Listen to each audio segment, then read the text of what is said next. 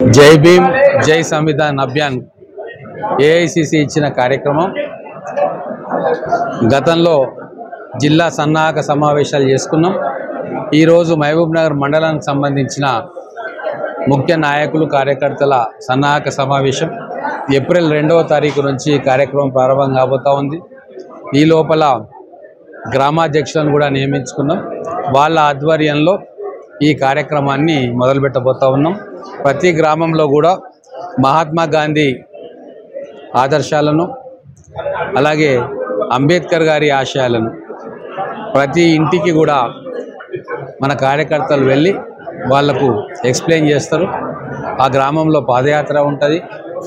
అలాగే దాంతో పాటుగా మా కాంగ్రెస్ ప్రభుత్వం చేస్తున్న సంక్షేమ కార్యక్రమాలు ఏ ఇంటికి ఏ కార్యక్రమాలు వస్తున్నాయి వాటి మీద కూడా ప్రతి ఒక్కరికి కూడా తెలియజేసే కార్యక్రమం। ఈ 15 నెలల కాలంలో ఎన్నో వినూత్నమైన కార్యక్రమాలు మేము తీసుకున్నాం। గ్రామాల్లో కూడా అనేక అభివృద్ధి కార్యక్రమాలను చేపట్టాం। గతంలో ఎన్నడూ లేని విధంగా ఒక సంవత్సరం లోపలనే ప్రతి గ్రామానికి కూడా దాదాపుగా ₹1 కోటి నిధులను ఆ గ్రామంలో అనేక కార్యక్రమాల మీద ఖర్చు పెడతా ఉన్నాం। రోడ్లు వేస్తూ ఉన్నాం, డ్రైనేజ్ వేస్తూ ఉన్నాం, డ్రైనేజ్ లైన్స్ వేస్తూ ఉన్నాం। వాటర్ సప్లై విషయంలో బోర్లు కావచ్చు, ట్యాంకులు కావచ్చు, వీటి మీద కూడా దృష్టి పెట్టినాం। జీపీ బిల్డింగ్లు ఎక్కడెక్కడ లేవో వాటిని కడతా ఉన్నాం। ప్రైమరీ హెల్త్ సెంటర్లను కడతా ఉన్నాం। ఇట్లా గ్రామీణ అభివృద్ధి మీద ప్రత్యేకమైన శ్రద్ధ చూపిస్తూ ఉన్నాం। గ్రామాల్లో ఉన్న పాఠశాలల అభివృద్ధికి కూడా ప్రత్యేకమైన చర్యలు తీసుకుంటూ ఉన్నాం। టీచర్లను నియామకం చేస్తూ ఉన్నాం। కొత్తగా రెవెన్యూ వ్యవస్థలోని ఇంతకుముందు అసిస్టెంట్లుగా ఉన్న వాళ్ళని కూడా మళ్ళీ తిరిగి గ్రామాలకు పంపదలుచుకున్నాం।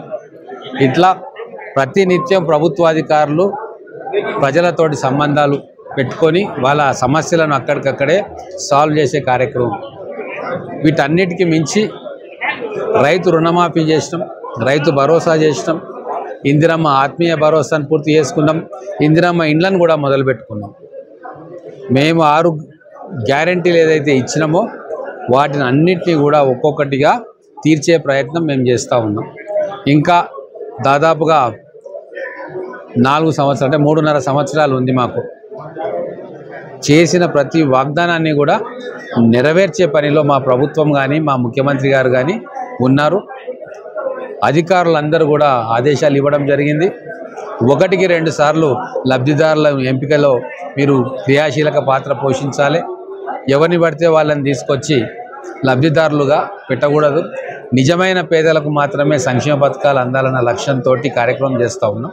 వీటన్నిటినీ కూడా మా ఈ కార్యక్రమం ద్వారా, ఈ పాదయాత్ర ద్వారా ప్రతి గ్రామంలో ప్రతి ఇంటికి కూడా మా కార్యకర్తలు చేరవేస్తారు। చలో।